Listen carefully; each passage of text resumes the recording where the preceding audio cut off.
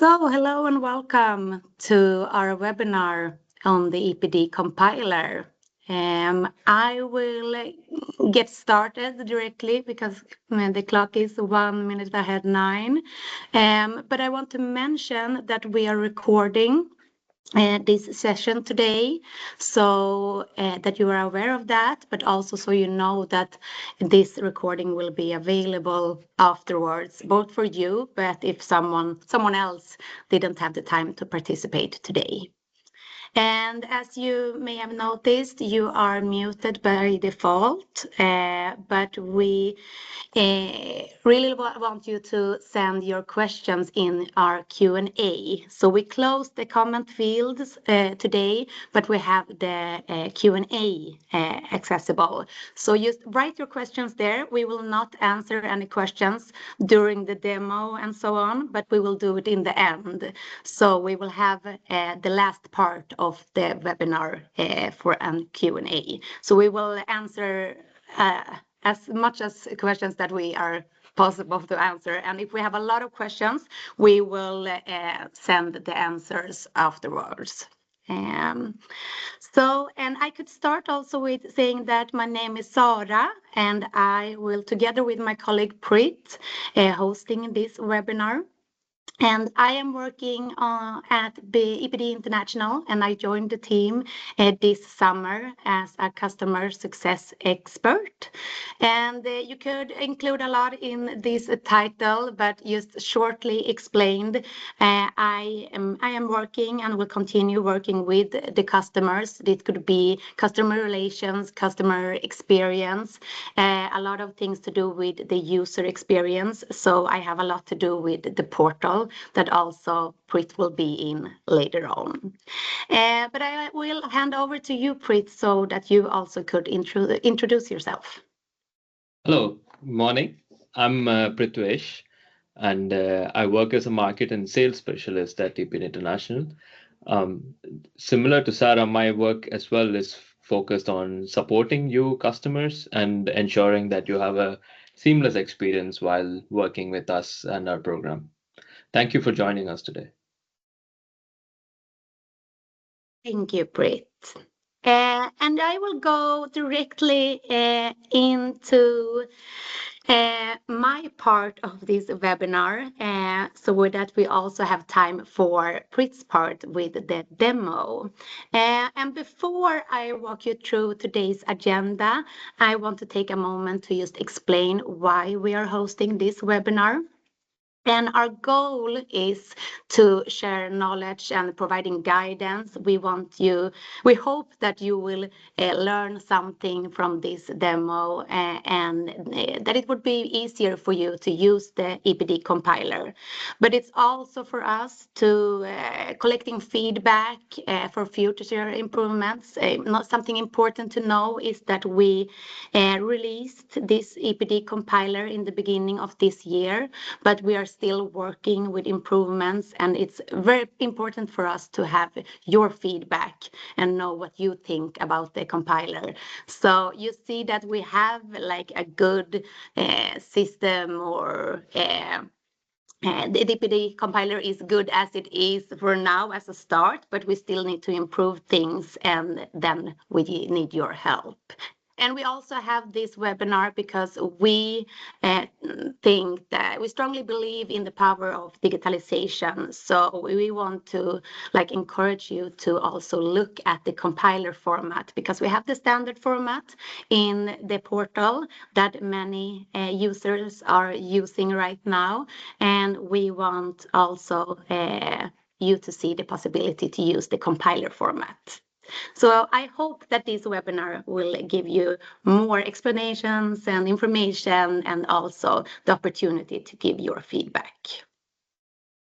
And the agenda today is that I will introduce the EPD compiler, more information, and I will also give you some background about EPD International, just to give you some context. And we don't know if everyone attending at this webinar knows about us. Who are we? What are we doing? Shortly explained. And then Prit will give the live demo in the EPD portal. We also added like general info of the API. I wouldn't say that this will be a specific or own section. It will be a part of like my introduction, but also it will be naturally a part of the demonstration also because the API goes into like the part of compiler. So Prit will mention that too. And then we will have the Q&A session as I mentioned earlier. So, and the EPD international information. We have working on this since 1997. So we are working with EPDs say, for a long time. And we are a market leading EPD program operator. And we are also, for your information, fully owned by IVL, Swedish Environmental Research Institute. So maybe not all of you know that, but we are a part of that organization. And we are also very proudly inventors of EPD and PCR, and that also comes with a great experience and also with information of that we have doing this for a long time. And we have currently 18,000, more than 18,000 EPDs in our system. So a big database, which we also want to have more and more used to, for you to have the possibility to find all EPDs in the database, to compare them and create traceability and so on.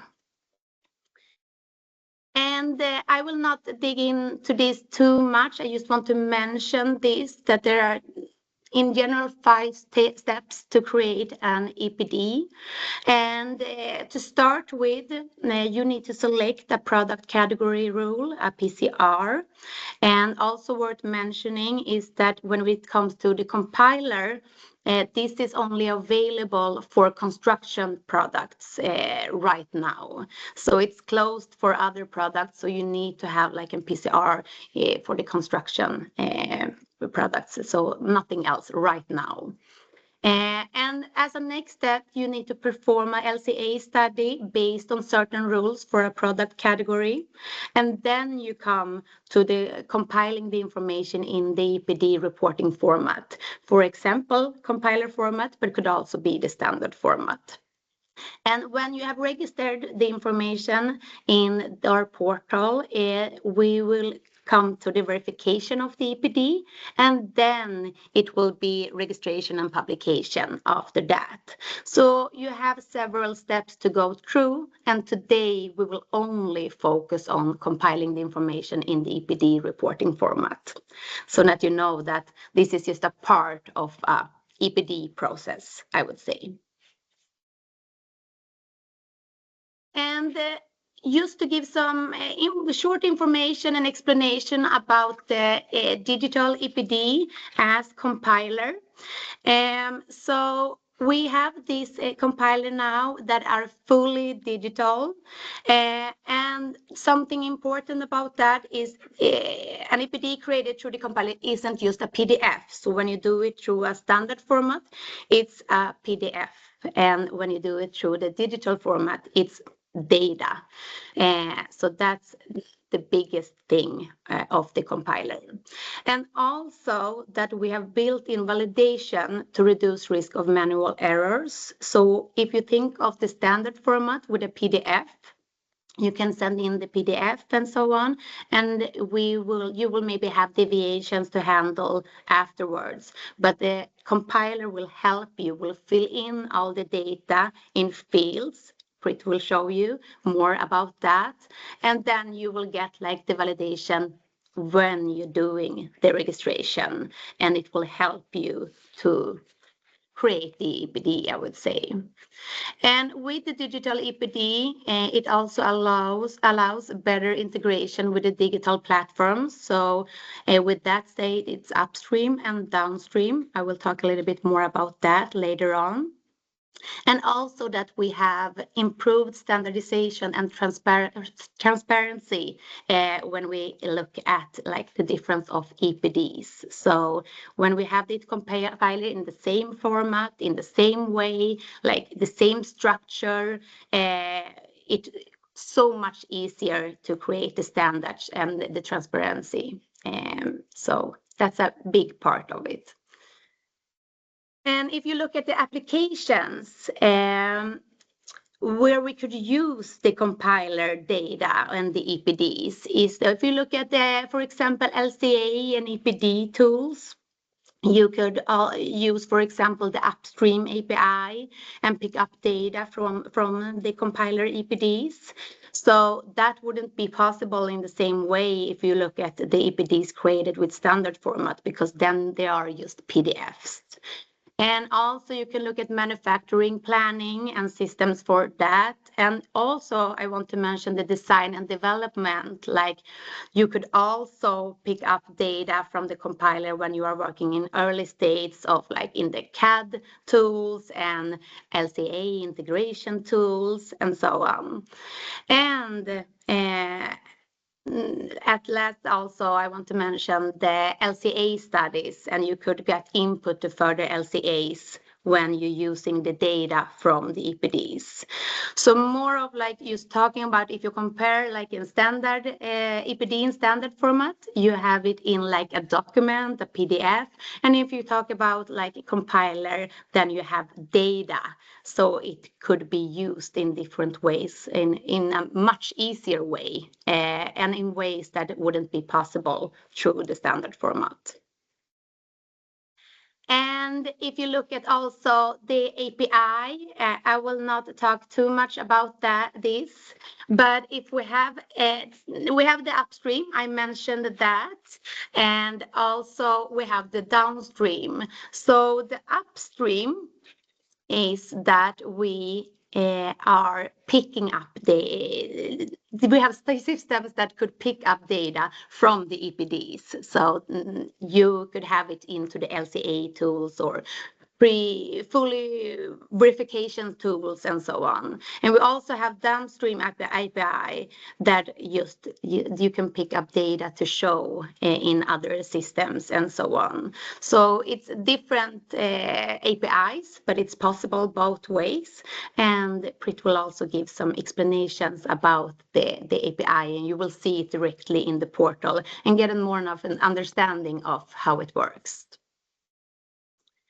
And a summary before I will hand over to Prit is that, and also a part of why we are hosting this webinar, is that the compiler makes the EPD process faster, safer, and more consistent, and fully prepared for digital requirements. So some points about that, just to summarize it, is that we could, with the digitalization, meet future regulatory demands, enable automation, integrate data to digital systems that I also mentioned a lot, and create comparability and transparency. So we need this movement to digitalization, and it's a journey. We need to work on the EPD compiler, do it like more useful in many ways, but we need to go further to the digitalization so that we could also work with, for example, integrations and things like that. So that was more my introduction, and now I will hand over to Prit that will, I think you will share your screen so that we will see what you are doing. Thank you, Sarah. I'm just... Do you see my screen now? Okay, great. Yes. All right, perfect. So how do we start? Firstly, you need to be able to sign into the EPD portal. So if you have not created an account already, you can sign up free of charge. You can find the link to our portal on our website. It's in the top right corner, right over here. So now I've logged into my portal, and this is the interface I, as an EPD owner, would be looking at. So first step is, while creating an EPD, as my colleague Sarah mentioned, the compiler format is only available for construction products. So based on PCR 2019-14 and its CPCRs. We currently do not have the compiler for all the CPCRs yet. So in that case, you're encouraged to follow the standard format, which is the based on the PDF. Otherwise, you're encouraged to use the compiler format, but it's not mandatory. It's you can adapt it as you seem comfortable with. So now I just go with creating a new compiler format, EPD. As you see, this is the screen that this is the prompt you get on your screen. And the EPD registration number, or the EPD ID, is automatically generated as before, along with its UUID. So you might notice there's already like more steps as compared to the standard PDF format, but this is because we are moving into a digital era where we want more digitalized information. And so here it's much more easier when it comes to the reporting of the EPD. As Sarah mentioned, the PCR has requirements on the methodology and everything else to conduct the EPD, to perform the EPD calculations. But then you also have the requirements for the reporting. So the compiler, I must say, makes the reporting a lot more easier, because you, as a EPD owner or as an LCA practitioner, you would be able to see what are the mandatory required fields that needs to go into your report. Now, please be reminded, you do not need a PDF already to create the EPD. The idea with the compiler format is to be able to generate the PDF at the end after you have finished publication, but the way you're entering your data is more like it's like a dynamic form in that sense. So you'll have a lot of options, as you can see, and I will walk you through quickly. For the sake of this demo, I've created a sample EPD. Where I've pre-entered some information, but it would be good to walk you through that process. So there's a nice feature that we have is, if your EPD has multiple versions, right? Every time you keep updating your EPD, you have multiple versions. You can easily access the previous versions using this feature here, which is the version log. This exists in step number 1, general information. And just by clicking this link, I will go into the previous published version, so to speak. This is still only an example, but I thought it would be worth mentioning for you.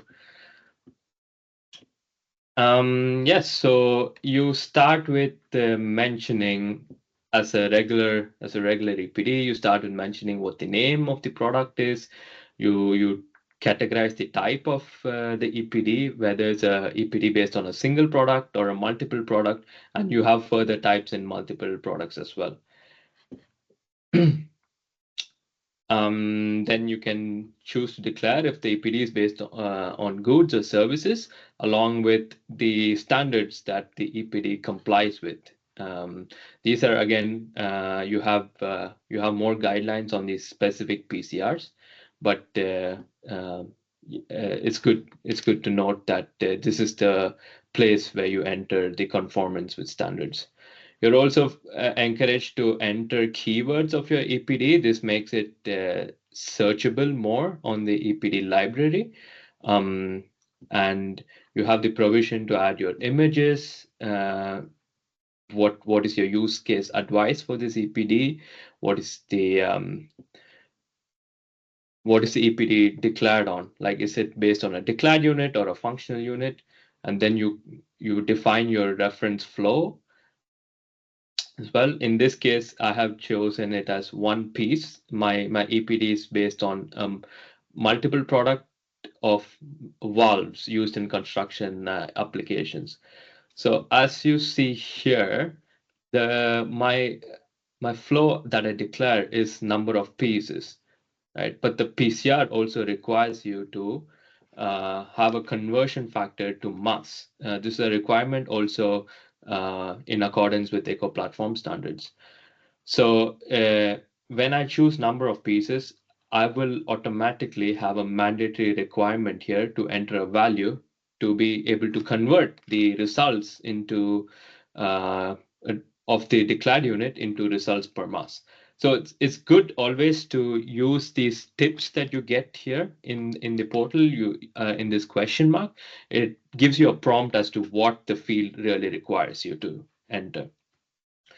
If my reference flow was mass already, then this field becomes not mandatory, because then I do not have a conversion factor in that sense.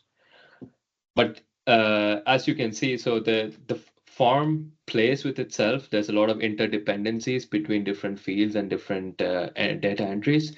So the again, all the requirements are based on the PCR. We do not introduce any new requirements at this stage of your EPD. Yes, here I also have the possibility to include references, which comes towards the end of your EPD. I will show you on a published version soon. So this is EPD definition. You're giving a general introduction into your EPD. Then we get into the PCR. You can choose the PCR and the CPCR here by using the add PCR or add CPCR function. As you can see, I want to mention again, we do not have all the CPCRs, so it's important that you first check if your CPCR is covered in this in the compiler format. Then I add my LCA practitioner if this is also a mandatory requirement. I choose my verification type, and then I have the function here to either choose a new verifier or add an existing verifier that is already linked to my organization. But it's quite simple here. You go to add verifier. You can either search them by email or name, or you can also sort them with the country that they they're catering their services to, for instance. And for example, I can either request collaboration. So basically now I'll be able to write an email to this person, and if there's an agreement in place, that's when I will be able to add the verifier into the EPD. And yes, and other basic information of the organization, contact person, your registered address, and more details. Here you have the opportunity to introduce more of what your organization does and more generic information for the general public. You have the option to upload your logo and then other images that you feel representative for your EPD and the organization. And then moving on to the last section in step 1 is the additional information. One of the main features here is I get to add self-translated EPDs, that is EPDs in other languages. So I get to upload it here, and I can also upload my single footprint report or the carbon footprint report here as well. And we have additional environmental information section. Again, the PCR has certain guidelines on what can be entered in this additional environmental information. Mostly it's the conversion factors and other information relating to the product, the use of the product, the maintenance, and so on and so forth. I also have here the facility to have additional social and economic information that also you have certain guidelines on the PCR. And finally, the abbreviations, if any. If there is no abbreviations that you wish to expand on, then you can choose to declare as not applicable. So again, you can use the hints here. You can use the formatting features that we have here as well to make it more readable, as you see. Okay, so we're done with step 1 now. I can move on to step 2. Now, in step one, I have chosen this EPD to be an EPD of multiple product based on a representative product.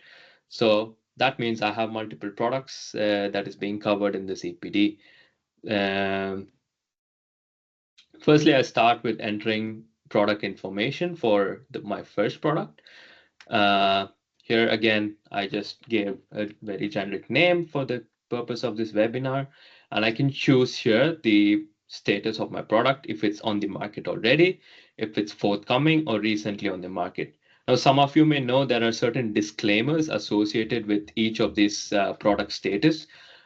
What's good to note for you is you don't, if just by choosing the option, the disclaimer will automatically be generated in the relevant section of the EPD. So you do not have to worry about what disclaimers are that you need to keep, you need to be reminded of every time while drafting your EPD document.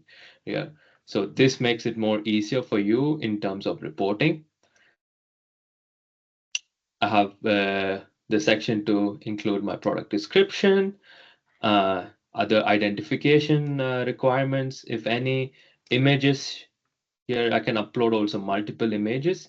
We have some certain guidelines on what the best resolution could be, because the PDF that is generated out of the compiler format requires that you follow these guidelines.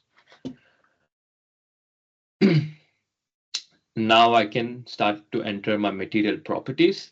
So if you remember, I chose my reference flow as number of pieces, but the PCR also requires that I need to be able to declare the mass of each piece. So I can have multiple material properties that is relevant to the product, but unless I have the mass per piece material property, I will still have a red mark here, which means that I have not satisfied all the requirements. So just by choosing the unit that is a mandatory requirement here, mass per piece, and then by entering the sample value, uh,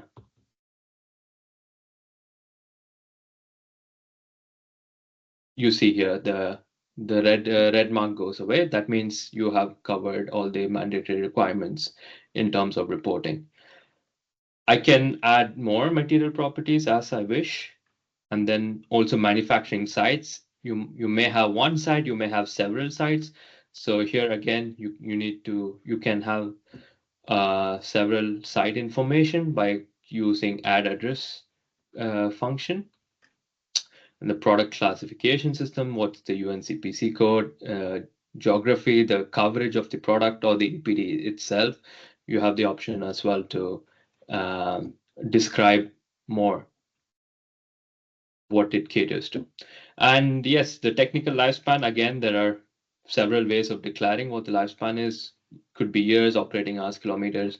It could be based on the scope of your product and the EPD itself. So I have created my first product. Now, if I need to, if I have similar products, which is most usually the case, instead of like all creating a product all over again, such as this one, I can just choose to copy the product information using this function here, using this button. So as you see now, there's a copy that is generated. I can make it here manual val 2, and then yeah, you're free to adapt and improvise what is more specific to your product. Yes, and then I will quickly move into technical performance. Here again, I don't have to get into too much detail, but here you have the facility to add more technical performance parameters of your product, and here it's quite free and adaptable. It's all text fields, so you have the option to have any unit that reflects the technical performance of your product, and so on and so forth. As you see here, now I have a field for operating temperature, and I have the option to enter like more descriptive instead of like just numbers and just values, Content declaration is, again, you have requirements on the PCR, what needs to be declared and how, on the product and on the packaging as well. Here if it's an EPD of multiple product based on a best case or worst case, you also have the additional functionality to declare the content for either your best case product or the worst case product as you wish. So if I just choose to declare now worst case product, say valve number 5, and I click, and as you see, that it automatically generates the product content table for you. So you will be able to declare all this information relevant to the worst case product. Then I can move on into the step 3, LCA information. This is where you enter all the information that is relevant under LCA information section and of your product. The PCR has several requirements here as well, but like I said, most of the requirements on the reporting front are covered already by indicating which fields are mandatory to report. Yes, so here is the functionality to enter your data quality assessment, a share of primary data table, as you may be aware of. I have the option to enter based on a process, and then the total share is automatically calculated based on the results that you have on a process level. You can also choose the database here that you're using as secondary databases. The database and the database version are available here. But in case you do not find the database and the database version that is specific to your product, you have the option to declare as, for now, we are slowly onboarding. We are slowly onboarding all the versions and databases that are available. But otherwise, you have the option to declare other database, and then you can have a brief description what database you're using. The same goes with LCS software and software version. If the software that you use is not available, you're free to use the other LCS software and then have a description of what the software is and the version is and so on. EF reference package, this is again a mandatory requirement to declare either 3.0 or 3.1. And then you have other fields that is catering to the LCA information of your product. Electricity mix, this is again a requirement to declare what is the type of electricity mix that your product uses, especially in the manufacturing module A3. And here I have the option to choose if it's a residual mix or a specific electricity mix and so on. So, and I need to enter as well the GWP-GHG intensity of the electricity mix, which is a requirement as well.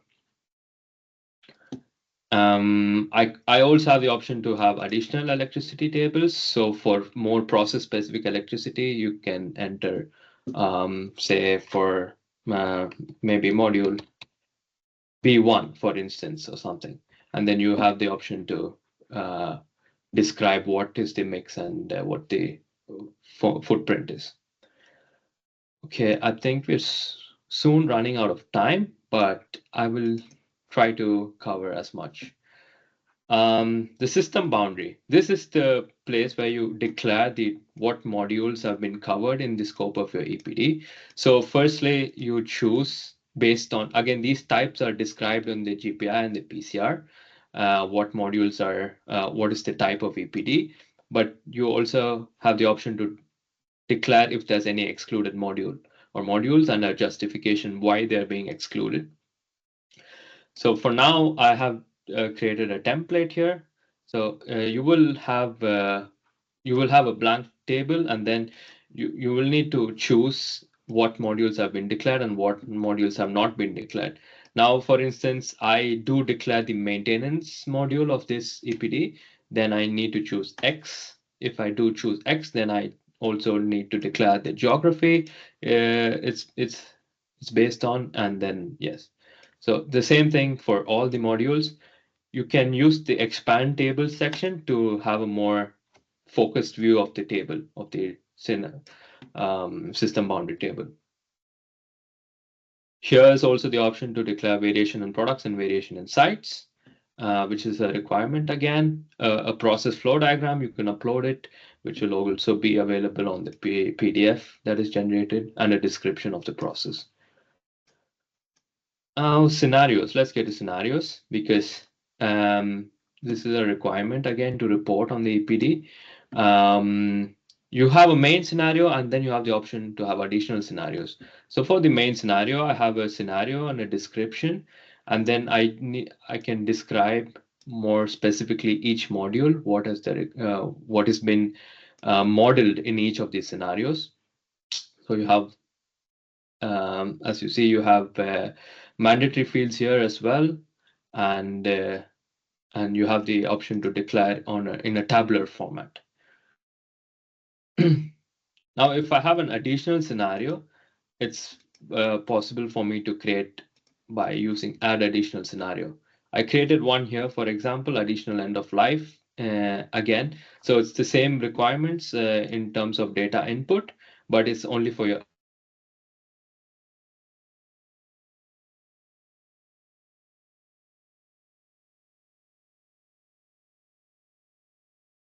We don't hear you, Prit. Do you hear me now? Yeah. Now I. Yeah.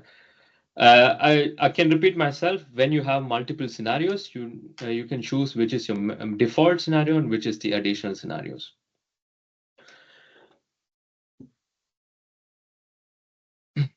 And then finally, in the environmental performance, so this is the section where you upload the LCA results.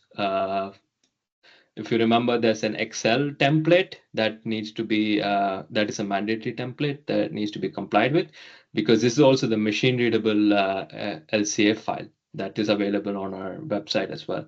So you can directly. So just to show you, this is the environmental results table.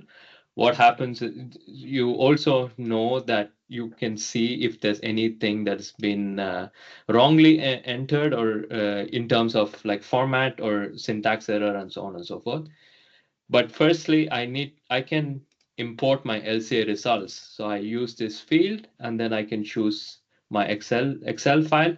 And by doing so, these tables are automatically populated. The software is able to read your Excel sheet and automatically populate these results the results tables. But if you are also, you have the option to enter it manually as well. But this is a good feature, we believe. Now, the only thing is the import of LCA results is available only for the main results and not for the additional scenarios yet. But we have considered this, and we will be soon introducing this feature to be able to import the LCA results even for your additional scenarios. So if you scroll down, since you have already indicated that you have additional scenarios, you can create additional results. And here again, there's a drop down, because there are many additional results that can be declared in as part of EPD.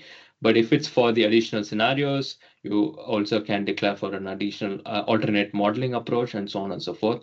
All these requirements are covered in the PCRs, but this is the section where I'm able to enter and fill in the information for additional the environmental results. So these are mostly the steps that you as an EPD owner would be following. Then the step 4 is the verification. The verifier is able to approve or reject the verification here, and you'll have the verifier information. And then here is more the publication information, the date of publication, the date of update, and so on and so forth. And finally, you will be able to see a generated EPD after publication. So one important point to note is that even during the draft, so while you're entering information, you are able to, it's possible for you to see a preview of the PDF by using this preview PDF button. So what happens is this generates the PDF based on the templates as described in the PCR, and you will be able to have a visualization of the EPD. Yes, it takes a bit of time to generate the PDF, but I can just quickly maybe show you. Um, uh, so this is how the PDF is will look. Again, you see there's a watermark here. It says it's the preview. That means the EPD is still in editing mode and is not yet published. And you see all the templates are adapted based on the PCRs, and you will see all the information that you have already entered into the compiler format.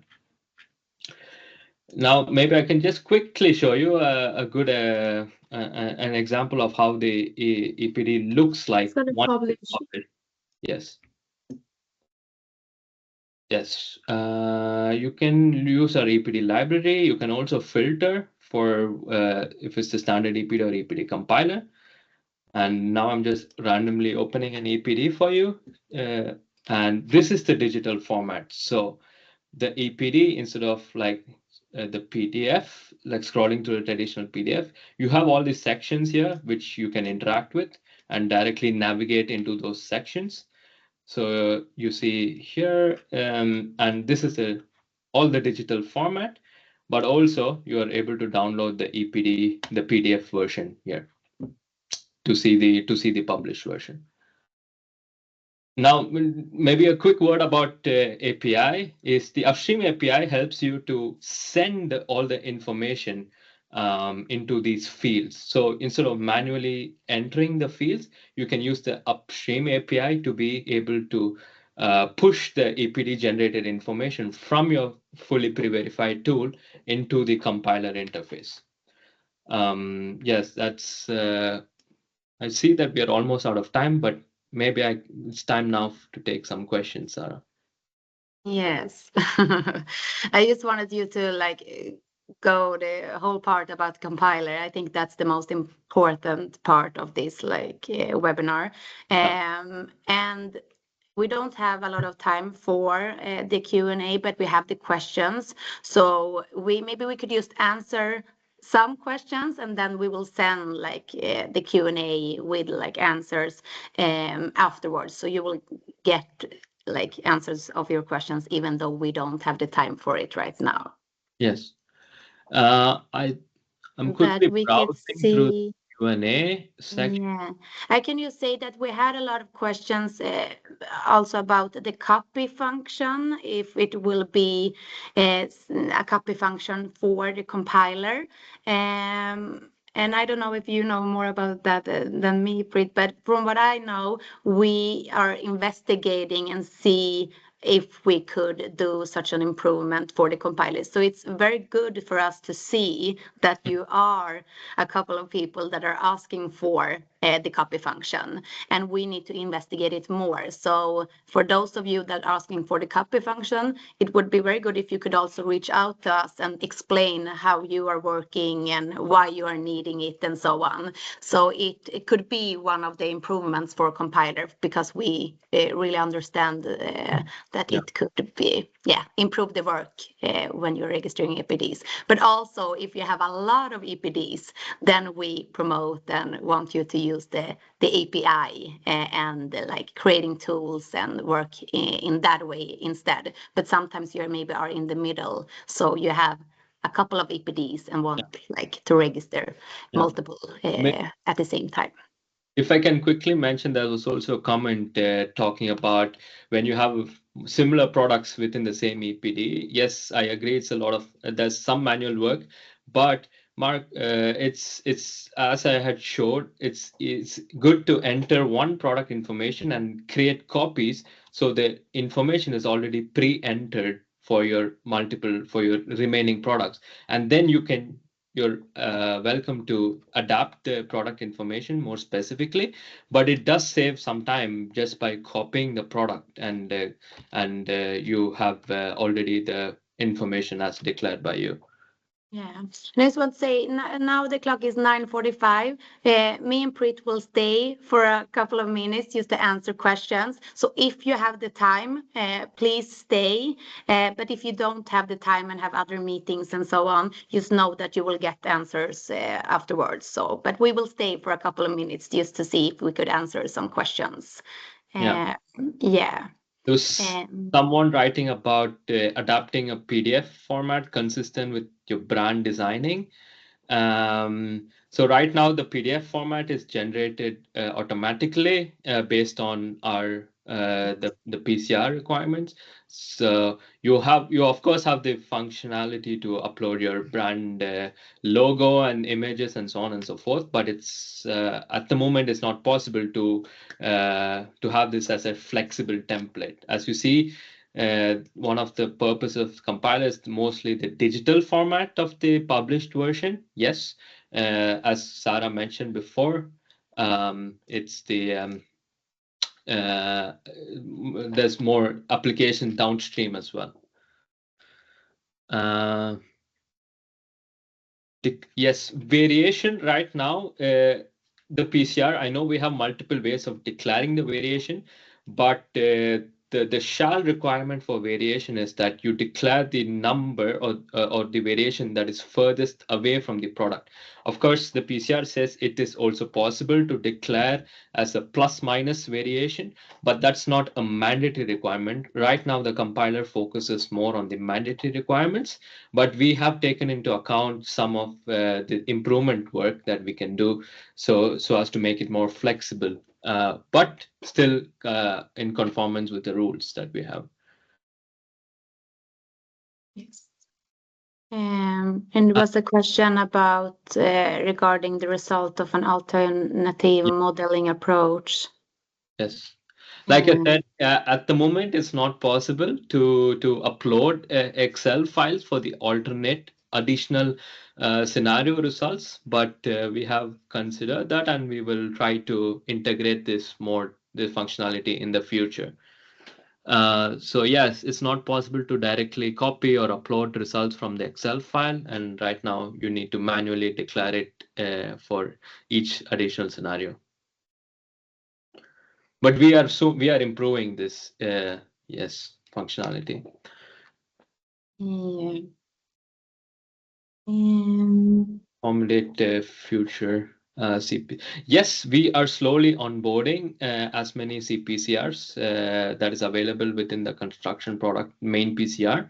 But yes, so we will be releasing more news announcements when we have new CPCRs available in this format. Yeah. I think We also had a question about would it be possible to exclude certain information such as weight of raw materials for confidentiality and reasons without having error marks? yeah. Yes, it's possible for you to declare how you feel it's not that doesn't affect the confidentiality of the company. So in that sense, you're also required to include say information or description and so on. Again, all this will be verified, shall be verified by the verifier. So it has to be appropriate and accurate enough to. Yeah. And maybe a last question I saw about, do I understand correctly that the compiler can be called via the upstream API? So just maybe short explanation of Exactly. So upstream.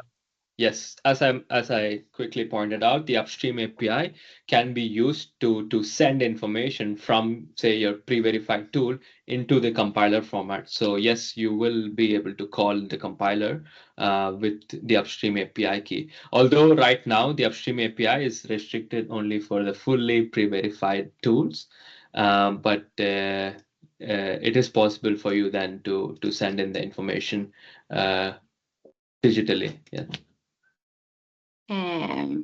Yeah, and just maybe one last, no, I thought of some more, and then we will stop. But do you expect the online EPD compiler to get mandatory in future, and when will this happen?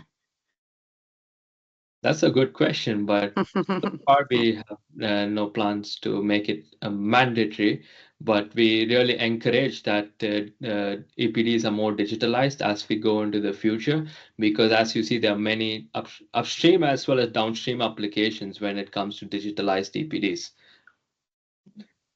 Yeah. Yeah, so we will see.